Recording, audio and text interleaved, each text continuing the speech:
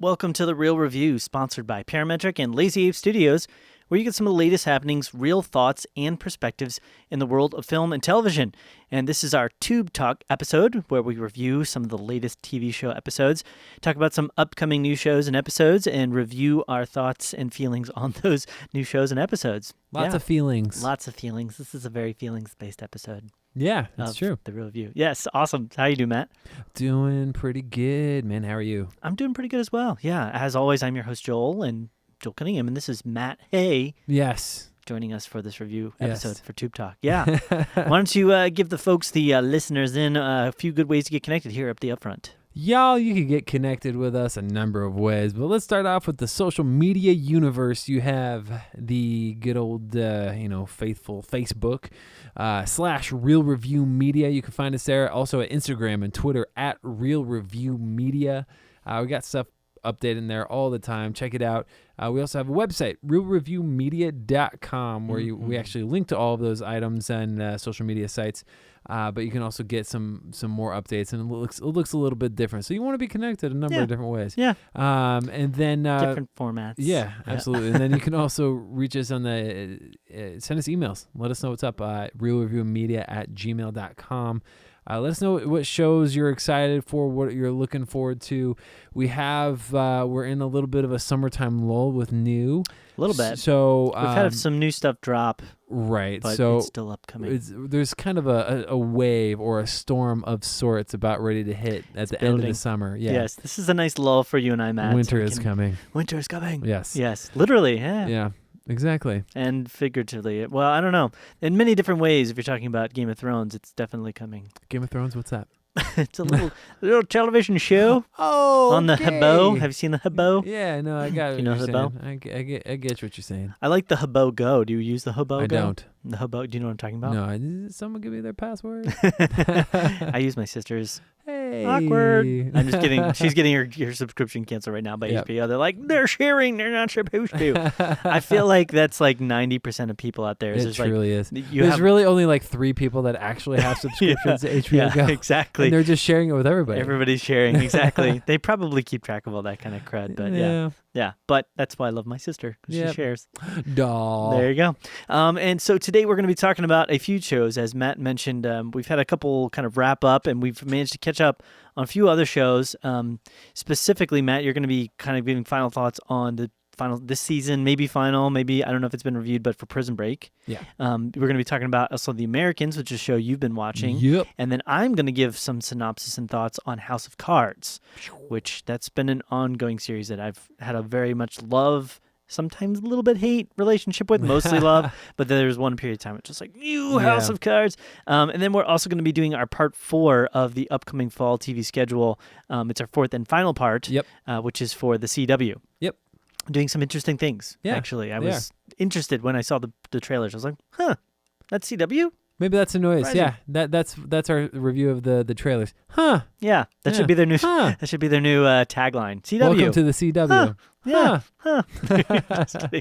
Awesome. So, would you like to start us off, Matt? Yeah, let's just dive right in. And so, Prison Breaks. First and foremost, typically we've been covering Better Call Saul.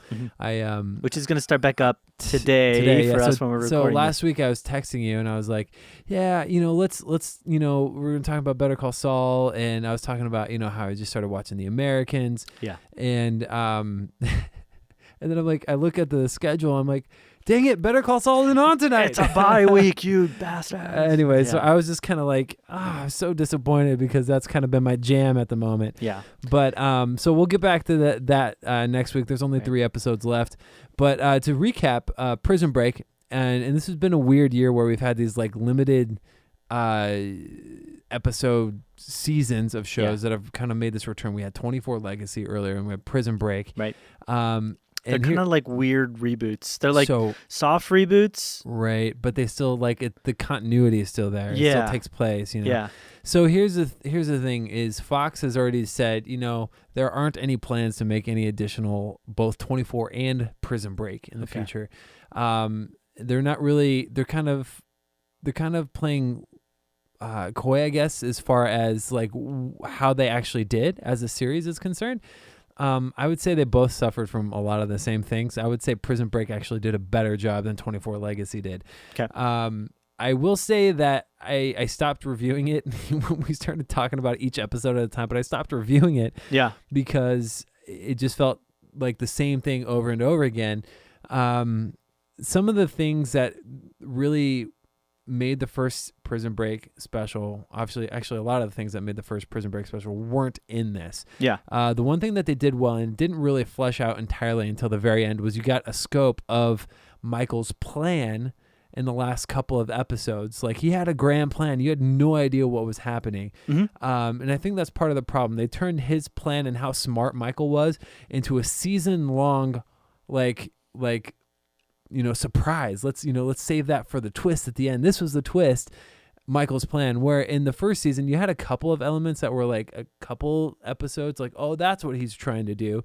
But it was never like 9 episodes, until you figured out what Michael was planning. It was like maybe 2 episodes at the most. And it just made it like kind of tiring. Like, does Michael really know what he's doing? I mean, he's supposed to be a genius. He's really supposed to be very smart. He's been recruited. He to help break other people out from. He had to fake his death to do that. It made it a little. I didn't believe it at the beginning. It made it a little bit more believable at the end. Still not fully buying it, but he did this really cool thing. Again, we do spoilers on the show. If this is the first time you're listening to it, he did this cool thing where they did a flashback. A couple times they flashed back to where he's with the guy that essentially set him up and like stole him from his family. Yeah. He's with him, and he has to get into his like a secret bunker. The main bad guy. His name's Poseidon, and he that's like his code name. Sorry. And he I laugh at that. He has like this face scanner to get him into the room. Yeah. And you can just see kind of Michael just kind of like he watches everything, and he like takes everything into account, and he's very like precise. It's like a Sherlock kind of guy. Yes, he's very, very bright. Mm-hmm. And you see him like he goes with Poseidon. He gets his Poseidon gets his face scanned, and that lets him into the super secret bunker that has all the information that's going to incriminate Poseidon to eventually take him down. Mm-hmm.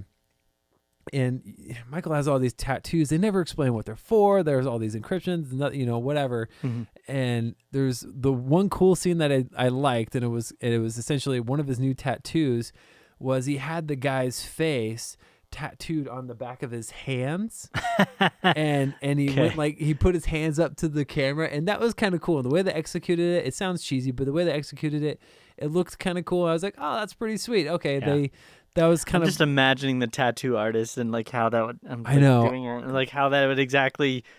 I don't know. They probably thought about really difficult tattoo job that I don't know if you could get that done while you're in prison. Right. They probably thought about it, and they're like, how are we going to show this getting done? Like, we would need this to be perfect. Yeah, that's like its own story of just getting the hand right. tattoo. And they were probably like, no, we don't have to get his photo, and then you have to. I'm sorry. Like, the writers were like, we don't have time to think about how we're going to write that. Let's just not talk about it. We'll just have people assume that he just got it done by some pro. Yeah. There's a pro out there somewhere that does facial hand tattoos. So what's really weird about this season, it's 9 episodes, a typical season back in the day. Just to say, I really want to do that now. I know. Get a hand tattoo. I could have a second face if I need to. I'm just kidding. I'm sorry. So I think this show really suffered from being 9 episodes in a sense, so where it looked like it was written to be 15 to 20 episodes long. Yeah. It looked like it was originally supposed to be that long. It felt a lot of times like there was episodes missing between the episodes. Like, wow. Why am I supposed to buy that this character is feeling this other way about this certain character when we've had zero relationship or like minuscule interactions with that character? Yeah. I don't buy that relationship. I don't buy that they're getting along right now. I don't buy that he hates him one episode and he doesn't hate him another episode. Yeah. There's this character Whip who ends up, again, spoiler, ends up being this other character's teabag, his name, his son. Yeah. And there's this whole progression that goes through. I'm like, I don't care. Like, they don't build any of this relationship beforehand. he hates Michael in a couple of the earlier episodes, and the Yeah. next he's like, "You're like a brother to me." I'm like, there's like 2 or 3 episodes of some sort of character development arc that's missing. Mhm. It felt that way a lot with other plot devices, like John Abruzzi from the first season, who died in the second season. He has a son, and he's in this, but they just shoehorn that in there, or maybe there's a bigger story. They just cut out episodes. It's tough.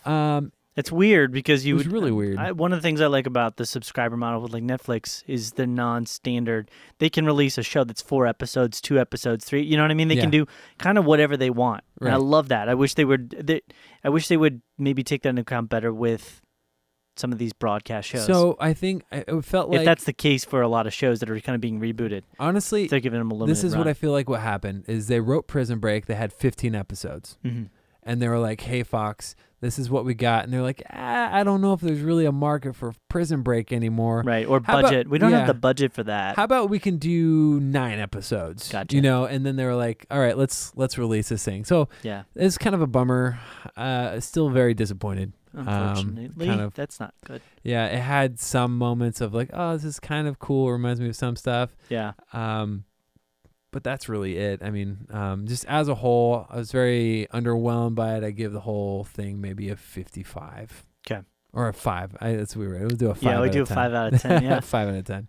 cool. So that's unfortunate that they kind of ended it that way. I would have loved to maybe see this go off with a final epic bang. Do you think maybe they could bring it back with like a? They didn't leave it open for a cliffhanger. It was very They much concluded. So it's completely done. Yeah. Okay. I Yeah. was thinking maybe we Unless could do like a film if or they something. if they wanted to open it up again for another season, Yeah. they would just have to introduce a new conflict. I gotcha. Yeah. Okay. So yeah. All right. Well, thank you for that review then. You're welcome. Yeah, we're gonna move on then into our next, and yeah, I would love to hear from people as well, their views and perspectives on it too. Yeah. So if anybody wants to email us about that, so we're gonna move on then to the next show we're gonna be talking about, which is The Americans, which is an ongoing series Yes. that you've been watching On and FX. for the most part liking. Yep. The Americans. The Americans. Anyways, so America. The Americans is just a brief synopsis, and this is very, very simple. I'll explain it a little bit more, but it's 2 Soviet intelligence agents pose as a married couple to spy on the American government. I went into this pure curiosity. I haven't heard of a lot of people watching it that I know of. It's popular. It's on its 5th season right now. Yeah. So yeah. I'm not caught up. If you watch The Americans and you like it, awesome. Let me know about it, but don't tell me about it. I'm about a little over halfway through the first season. It's really good in a sense that it made me care for the characters right off the bat. Mhm. Specifically the main guy, Philip. I really, really like the guy. He's been born and bred. Him and his I guess faux wife are born bred secret agents of they work for the KGB. Yeah. And they are trying to get secrets and do all these covert missions from episode to episode, and it's really exciting in that sense, and some of the stuff that they have to do and have to pull off, and you see how really skilled and talented they are. They're very awesome. Yeah. There's a lot of cool action sequences with them. Especially Carrie Russell. Let me just say I'm very surprised with her. There's a lot of physicality stuff that she has to do that I've never seen her really pull off before. Huh. Maybe the closest would be Mission Impossible 3. But Yeah, I don't really see her as she was an only in action- it for like 6 minutes. Okay. But Yeah. you don't really see her as an action person. But I really connected with Philip. He is he's very much to like his king and country and the purpose for Russia and what he's doing there, but he's so emotionally conflicted. He's basically been in this country for 20 years with his wife undercover, but they have 2 kids. Yeah. And so he's like very conflicted. And at least to start out, they're not like in love for real. They're just doing a job. Yeah. But he's more so like emotional. Maybe that's why.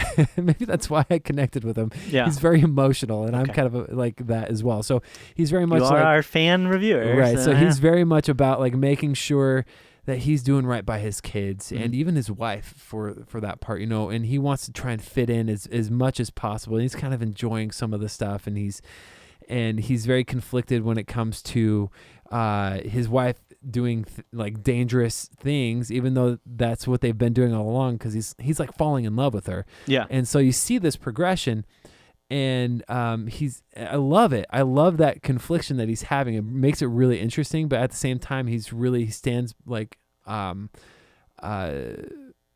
of, for the things that are right in his eyes. And Yeah. I really, really appreciate that. Kerry Russell is very much, her character is more so about king and country.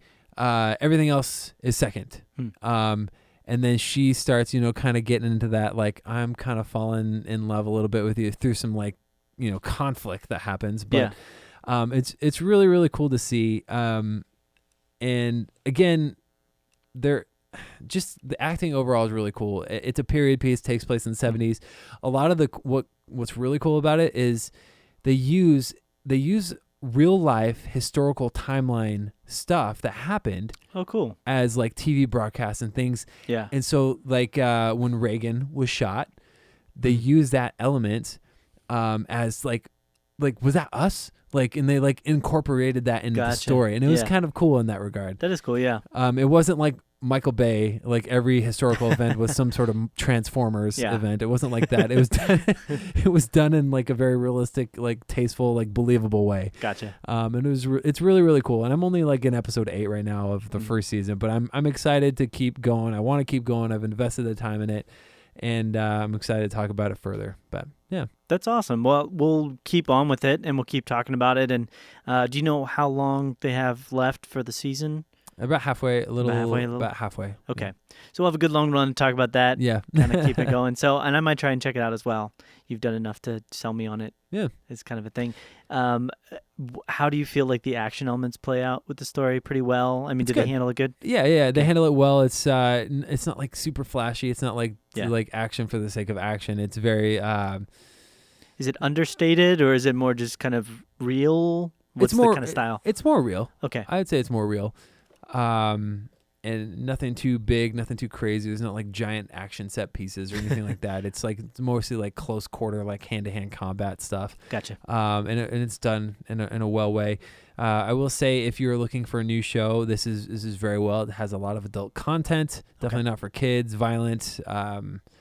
While that stuff is kind of few and far between, it definitely, when it goes for it, like shooting people right in the face. You're like, oh, that's intense. So, but other than that, it's good. And I'm excited to keep it going. Awesome. Yeah. Well, thanks, Matt. I appreciate you giving that synopsis and review. We'll move on to our next one then, which this is the one I'm actually going to be handling. Yeah. Talking about a little show called House of Cards. Yeah. I've seen the first 3 seasons. Right. Yeah. So this is unfortunate for you because I'm going to try not to spoil anything for you. It's okay. This is one of my favorite-ish shows. And I think I mentioned at the beginning I've had a very mostly love but sometimes hate relationship with the show. The first 2 seasons of this I consider one of the best. Definitely probably one of the top 5 Netflix original shows that I know of, if not the best. It's probably right up there with like Stranger Things and stuff. And potentially one of my top 10 or so shows of all time. Wow. So there's a lot of really good stuff with this show. And so I don't want to treat it lightly, and I don't want to, but there's a ton of content. We're going on the ending of the 5th season, which will very much most likely move into a 6th season. I haven't seen the entirety of this season yet. I've gotten through 9 episodes. It's a 13-episode run, so there's going to be a few more episodes that I need to watch. But from everything that's been indicated, I don't like to read spoilers or anything like that, but it looks like they leave it with a bit of like there's still things to be done. Yeah.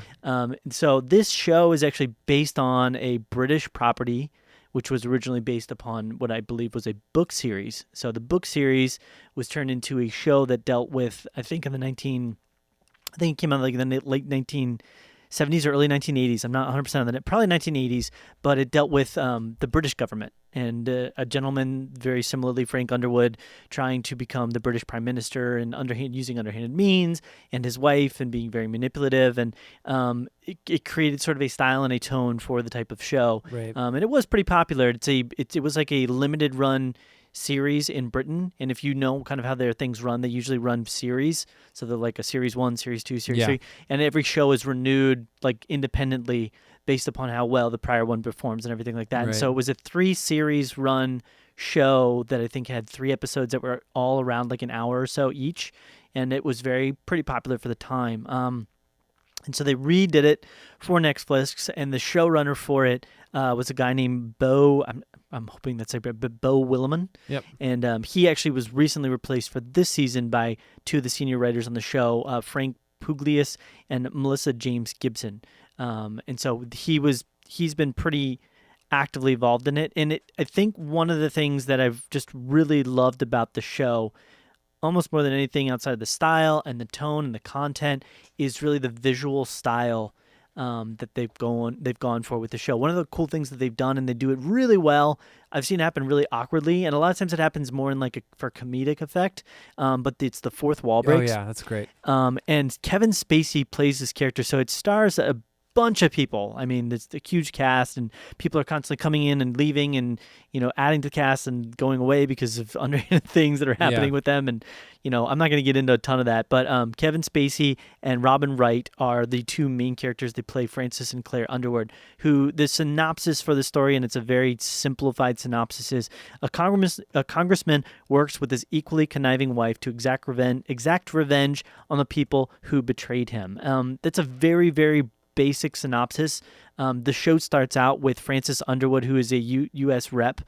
He's the majority whip, I think, I think he's the majority whip or the minority whip in the Congress, who has apparently been promised this Secretary of State position. It's very similar to the British show. He was promised a role within the Prime Minister's cabinet, and he didn't get it. And so because of that, he decides that he's going to sort of enact this revenge against his party. He's a member of the Democratic Party, where he is going to then force his way into becoming the president of the United States. And one of the things that's so cool about this kind of show is it almost takes on a level of like lore, or like a kind of like almost a story that is set within our modern era, but is kind of outside of our modern era. But it has metaphor and symbolic nature, almost satire at times, of our current political system and how some of the things might run. A lot of that has to do, I think, with the fourth wall breaks and the kind of the wink to the camera, that you're kind of on the ride. You're like on a ride. You're like seeing a story unfold, and it plays out that way because of how I think that you don't really know a lot when you first start the story about Claire and Francis Underwood, and things come out over the course of the series that you're just like, what the heck is this? Yeah. They have these shocking moments where you're not expecting them to take on this sort of like role as a person that's an elected official. The very first episode, the very first season, shows Francis kind of walking out of his house after this, hear a car crash, and this dog is kind of whimpering, and he comes out and he kneels down and he basically breaks it, chokes it more or less, puts it out of its misery. And it's like you're coming in on this story with this very manipulative, conniving, diabolical couple that will do anything by whatever means to exact whatever, or to receive whatever is due to them that they feel like is due to them. Right. And it's interesting because it's almost like if he hadn't have been scorned and sort of mistreated in this position to get Secretary of State, would it have gone this way? Right. Would he have still done these manipulative means and gone down this path to do these horrible things? And they leave a wake of destruction and attack against pretty much all the people that they come in contact with, and they use and abuse. And there's another character, Doug Stamper, played by a guy named Michael Kelly. It's the first show I actually saw him in. He is an amazing character. He's grown a lot on me. He's kind of like the side guy. He's like the assistant to Kevin, to Francis Underwood. He does whatever. He's like the lackey, yes man, man that will do whatever. I mean, anything that this guy basically wants. And how that plays out and the dynamic between the relationship with them. It's almost this like fatherly, like maternal or like paternal type thing, which is really weird. Right. And the relationship that you have between Francis and Claire, where it's like this respect, it's like a mutual respect and a love, but at the same time, it's not really a love. It's like they do love each other, but they're not in love with each other, even though they kind of are at the same time. It's super weird. Yeah. And everything just leaves you kind of with this edge of your seat feeling, where it's like, where's it going to go next? What path is it going to go down next? And what's going to happen? And I think season 2 had one of the most like jaw-dropping type feels to me and moments. I don't want to say when or where or what happens because I don't want to spoil that for people at all. But like out of almost every show that I've watched that had like one of these like, what is going on? Like Right. moments that I've seen in like television, you know what I mean? Because the whole show is building, and it's very similar to another show which I really, really, really like, which is Breaking Bad. Yeah. It's this tightening in every episode. I mean, the name is House of Cards, so it's kind of like this idea that,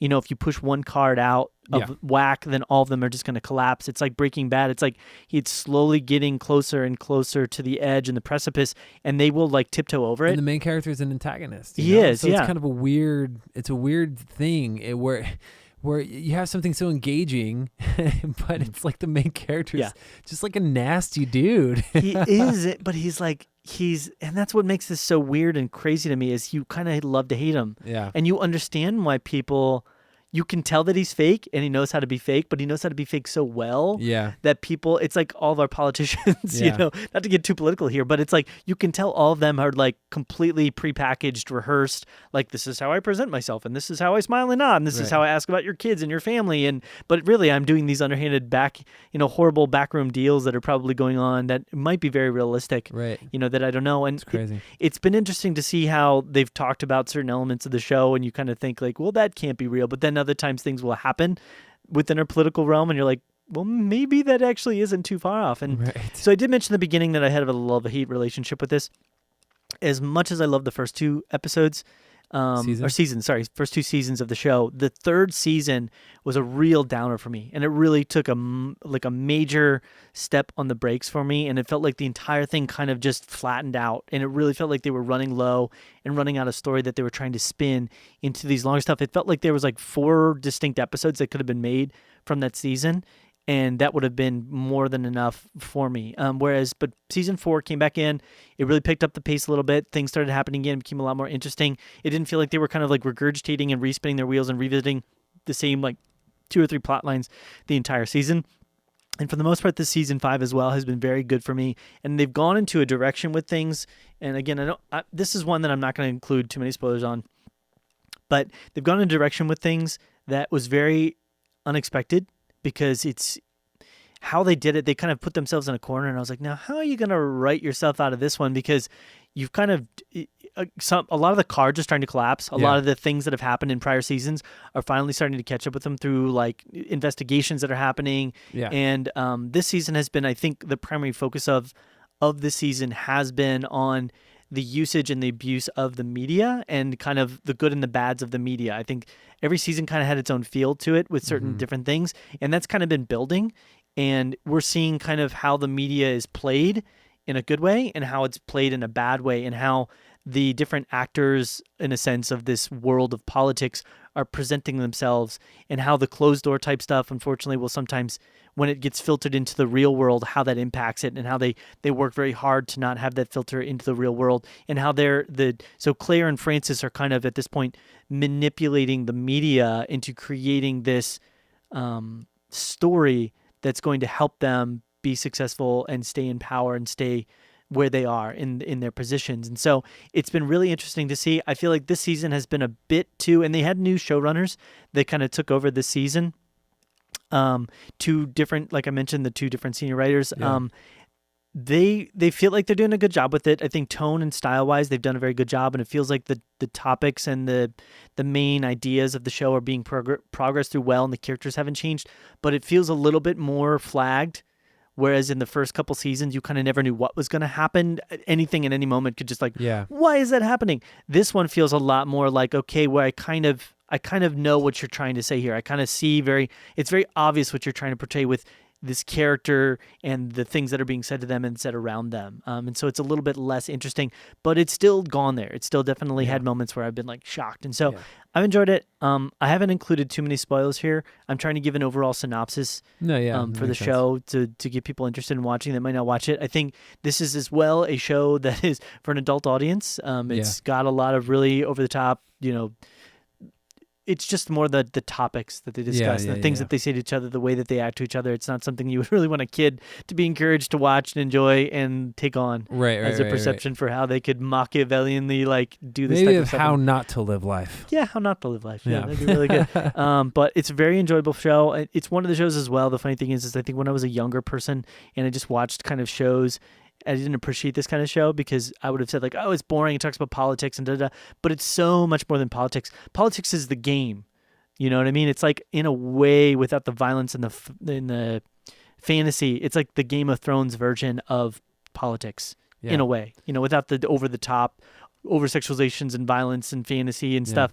The idea of how they're all shifting and kind of backstabbing and attacking people and pulling the rug out and manipulating, and that's kind of the idea of it. And I've really liked it. So and Fincher's involved. I should mention that I'm a huge Fincher fan. Yeah, he helped produce it, and he directed the first 2 episodes. Right, and so it's definitely got a Fincher kind of style to it and tone for the film style. Cinematography is really great too. It's amazing. Yeah, it feels very real and very honest, and it leaves you kind of got kind of a Mr. Robot style. I was just gonna say the elements of the 2 people like kind of being on a team together to try and gain fame or position for themselves. Yeah, that reminds me a lot of some Mr. Robot elements too. Yeah. So that's cool. So I'm gonna wrap up talking about that. I definitely love to hear from any of our listeners though as well on that show. Your thoughts on it if it's something you enjoy, and just kind of run through it. So and I will say too, that show has had a ton of different people that I didn't even know about that have kind of run through. A great one is Mahershala Ali. Who played Remy for a number of different seasons. He kind of took off and did. That's the first time I ever saw him, actually. Yeah, and it's had a lot of characters that I've seen in other shows, like Neve Campbell I didn't even really like. She's new as of this season, right? Yeah, kind of this season. Okay. She was also in the last season. She was? Okay. Yeah, she was part of Claire's campaign. Gotcha. But I didn't even know her, and I didn't know what she was up to and what she was doing, and she's done a great job. Sydney Prescott. Yep, Sydney Prescott. Yep, there you go. So we'll wrap up conversation on House of Cards then. So Matt, would you like to lead us in then as we talk about CW, the fall schedule? There's not a ton of shows. We're going to go over, I think it looks like There's only 4. Only 4, right. Yeah, the last one, there was like 10. So this will be kind of an easier rundown. But the CW, which is most notably kind of where you have shows like The Vampire Diaries or The 100, and then you have the whole DC television universe as far as Arrow, The Flash, Legends of Tomorrow, and Supergirl. Yeah, they own that. Yes, they totally own that. Yeah. So they have a couple of 4 pilots specifically that they're launching this fall. The first one is actually a show called Dynasty, which Joel, you were schooling me beforehand, which is based off of one of my favorites, Matt. previous iteration of it. So essentially, it's a modern take on the classic soap that follows 2 of America's wealthiest families, the Carringtons and the Colbys, as they feud for control over their fortune and their children. Their series centers on 2 women at odds, Fallon Carrington, daughter of billionaire Blake Carrington, and her soon-to-be stepmother. And Crystal. Yes, exactly. With a C. Crystal, a Hispanic woman marrying into the WASP family and America's most powerful class. The drama also promises to expose the dark underbelly of the 1%, a corrupt world built on blackroom deals, betrayal, and, in some cases, murder. There you go.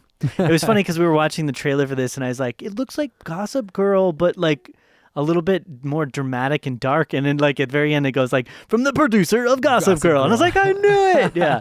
And that's sorry. Go ahead. I was just gonna say, I felt like Revenge to me. It kind of feels like a hybrid of Revenge and Gossip Girl. Right. They kind of came together and created this show that's set in a more modern era. Yep. Which I'm sure that people will watch this. I'm sure there'll be an audience for it. I think I'm sorry to say this, but you'll probably know. We say this a lot about these shows, but it's like, this is the kind of show you're going to know if this is your type of show. I will just say, guilty pleasure. I did enjoy Gossip Girl the first couple seasons as a guilty pleasure. I'm just outing myself with that. I haven't seen it, but I did enjoy Revenge for what it was too. I liked Gossip Girl because it had the underdog character, and I'm always a big fan of that because I'm that guy that puts myself in the shoes of the underdog character. Yeah. But not everybody's like that. So, but this one seems a lot less silly, tongue-in-cheek, because, you know, I don't know about Revenge, but Gossip Girl definitely had a lot of kind of like over-the-top, ridiculous, kind of almost humorish type ridiculousness, whereas this one seems like it's trying to be a little bit more real and more dramatic. There's definitely a bit of humor kind of with some of the dialogue and the lines and the way characters are interacting with each other, but yeah, I mean, it's a remake of Dynasty. Potential like unintentional humor. Is Yeah. kind of what I got from that. Just like, hey, that's a cheesy line. Yeah. But Yeah. and that's again, it's a thing where it's trailers for shows are usually showcasing plot points for the first 3 episodes. Yeah. So it's kind of like, hey, and I've said it before. It's hard for me to gauge it. It's doesn't. To me personally, doesn't seem like something I would be really interested in watching. Yeah, I mean, the first episode from the trailer looked very much like they're just trying to get you through the basics of introducing the characters, a bit of the dramatic tension, and it feels like they really need to expand the world a lot more for this to be something I'd be interested in any fashion. But yeah. Yeah, and good cinematography though. Right, acting looks pretty decent. So yeah. Speaking of expanding the world, this is like an actual similar comment you made about this next show. Okay. This next show is called Valor. So the boundaries between military discipline and human desire are tested at a U.S. Army base that houses an elite unit of helicopter pilots trained to perform clandestine international and domestic missions. The drama unfolds in the present as well as in flashbacks to a failed mission involving one of the first female pilots in the unit, ultimately uncovering layers of personal and government/military secrets and leading to a seasoning. Is that right? Season long. Why am I reading this? I have no idea. Okay, so it's a seasoning plan. Seasoning plan. We gotta get that steak seasoned. Let's just go with that. To rescue a group of MIA soldiers. So this trailer, they need their I don't know what's they need their steak. They need their paprika. Yes. Yeah. So this one actually started out with that vibe of like, this doesn't really feel like a CW show, because if you've watched any show in the CW, actually multiple shows, you know that CW has a very specific feel. And it's a lot of like the drama and kind of the cheesiness of it. Yeah. Kind of unabashedly, they're kind of like, this is our formula. Right. Very much us, drama and maybe a little bit of action in some of the shows with like but more tongue in cheek, and then maybe some a little bit of comedy. Right. So it's just a military drama action. So it started off kind of cool in a different format. Oh, this is kind of a different thing. It felt like some of the CBS shows that we were talking about a couple weeks ago. Like I wouldn't expect as well like a police procedural to show up on CW personally. Right. So this was interesting, and then right after we saw that like beginning scene, they're like relationship stuff, and I was like, oh, there's the CW stuff. Right there you go. Yeah.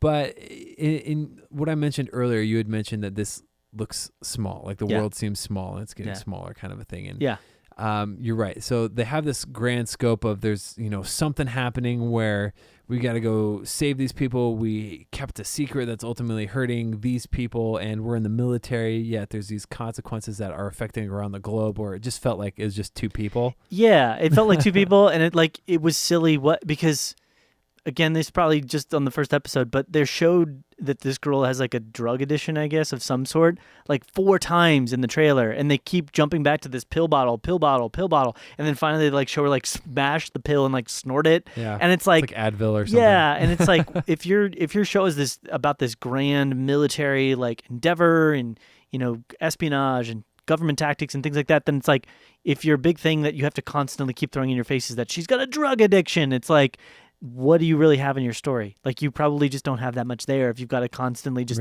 like drugs and she's got drugs and look at the drugs and da-da-da. And that it was like half of the trailer was we did military stuff and military things are going on, and the other half of the trailer was like this romantic drama tension with like, is their relationship going to work? Is it going to be there? And so I don't need that personally in like a militrilary espionage type show. I don't need like romantic drama personally, but I don't know. It just felt very small. Yeah. It felt like, they didn't show any people of like different ethnicities in like other parts of the world. Right. They didn't show any like visuals of other parts of the world. It was like these weird looking, horribly animated CG helicopters, and then them at their house. Yeah. You know what I mean? It's like, okay. Yeah, there's nothing there. Yeah. So, I don't know. Yeah, it's nothing that really stands out to me. We didn't do this. So what's your excitement going back to Dynasty? What's your excitement for that 2. one? 2? Okay, and then excitement for 3. Valor. Okay, there you go. I'd say probably about the same. Okay. I'd probably put both of them at like a 2.5. Okay. Yeah. Just split that difference. You got it, man. There you go. So let's talk about the next show, and this is probably, honestly, not that the trailer looks amazing, but it's one out of these 4 that I'm most excited about. Yeah. And these last 2 both kind of look a little bit interesting. Interesting, right? Yeah. So the first one I want to talk about is Black Lightning, which is another DC property superhero show. Yeah. However, This is not a part of the Flash, Arrow, Legend, Supergirl universe. This is separate. Not to say that they couldn't down the road tie it in all together by bringing it into the multiverse, because Flash creates Flashpoint 2.0 and whatever. Yeah. So this one is so Cress Williams, the guy who stars as Black Lightning, is Jefferson Pierce, the hero who hung up his suit and his secret identity years ago. But with a daughter hell-bent on justice and a star student being recruited by a local gang, he will be pulled back into the fight as the wanted vigilante and DC legend Black Lightning. So I was a bit disappointed, by the way. I thought his lightning power was actually going to be black. Oh, I thought he was actually. I understand but when that it's like nighttime, then you couldn't see it and it wouldn't look cool. That would be really sick though if he's like shooting out black lightning bolts. I mean, they could do like an off black sort of a thing, and it's kind of pretty like sweet. I mean, I don't know. That's probably not in the comic. I don't know the comic book at all for Black Lightning. Yeah, it reminds me of this synopsis reminds me of The Incredibles. Oh yeah, there you go. I hung it up years ago. Now I'm gonna get back in the game. It kind of is like because his daughter looks like she's got like superpowers a little bit there, so it's kind of like the family business of the superheroes, There's like the tech element, so you have a little bit of like the Flash, where Cisco's always making suits and stuff, or like Iron Man, for example, where he's making his suit and doing the stuff. There's some cool effects. It looks like pretty on par with typical CW superhero effects. Yeah. Not super great, but it's CW it's great. The first couple of shows. Yeah, CW great. Yeah. I don't like his outfit. I understand what they're doing with it, but it looks like they've got LED lights like glued onto plastic panels on his shirt. Yeah, we'll see. That might get tightened up a little bit as we get to closer to the actual episode, but we'll see. I don't know, my personal, and I'll let you kind of go into this too, but my personal excitement level is a little higher, obviously, than the previous two, but not super high. I think I just have to wait. Again, TV trailers typically don't do it for me, so I would give it a 6 for right now. I'm lower. I think the main reason why, it's not that I don't like the Black Lightning character. It's more that they didn't present to me a realistic threat. I mean, the thing was that I liked about Flash was that he had sort of an ongoing, everyday kind of like the procedural type thing where he had like a crazy, ridiculous person that he's fighting against. I mean, the Flash is cool and just in general to me, but like every week they had like a different type of baddie, whereas this one it's like a gang. The 100. The 100. Not the show. Right, yeah, not the show. They're not crossing over, yeah. It just like the fact that he's fighting a local gang just seems very. Well, there's 100 of them, so that's at least 100 episodes. I know, but he can like absorb bullets and shoot lightning. It's like, how is that not one episode? How does he not go in and just lightning bolt everybody away in the first episode and then be done with it? Unless there's like, maybe this is like a Shredder game where there's like some super high powered level people, but they didn't present that. So I'm interested to see his character as long as they present a realistic, good antagonist. Mm-hmm. That's going to keep me wanting to watch the show. That's all I'm saying. I'm not saying it's going to be bad. I need an antagonist. What's your number?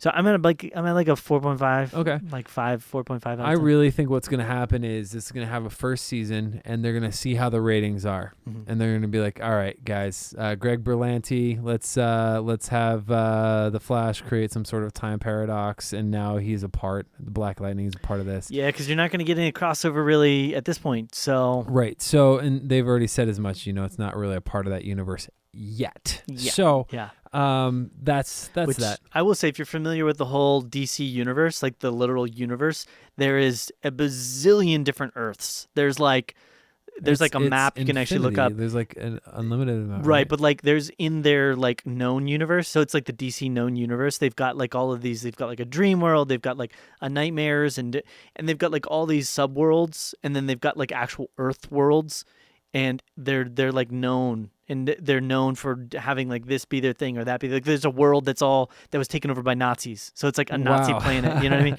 And so this might exist. They could make the case that like maybe Black Lightning exists on like another Earth. You know what I mean? It's like a Black Lightning Earth. No, that's what I'm saying. It's the multiverse. Yeah. So that's all I'm saying. So, for sure.